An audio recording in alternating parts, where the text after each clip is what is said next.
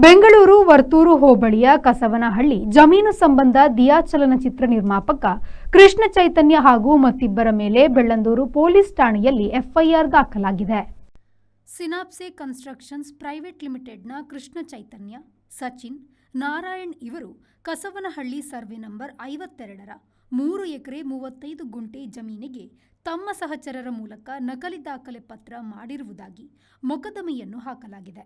ಆ ಜಮೀನಿನ ನಿಜ ಮಾಲೀಕರಾದ ರಾಮಮೂರ್ತಿ ಎನ್ನುವವರು ಈ ಬಗೆಗೆ ಪ್ರಕರಣವನ್ನು ಹೂಡಿದ್ದಾರೆ.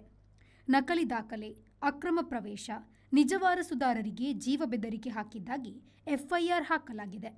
ಈಗ ಕೃಷ್ಣ ಚೈತನ್ಯರು ರಾಮಮೂರ್ತಿ, ಸತೀಶ್, ಸುನಿಲ್, ಶಿವರಾಮರೆಡ್ಡಿ, ರಾಘವೇಂದ್ರ ಮತ್ತು ಸಹಚರರ ವಿರುದ್ಧ ಮರು ಪ್ರಕರಣವನ್ನು ದಾಖಲಿಸಿದ್ದಾರೆ. Bureau report, V4 news, Bengaluru. Vasudeva Stores, store for your inner needs. Visit us to find trendy innerwear from major brands.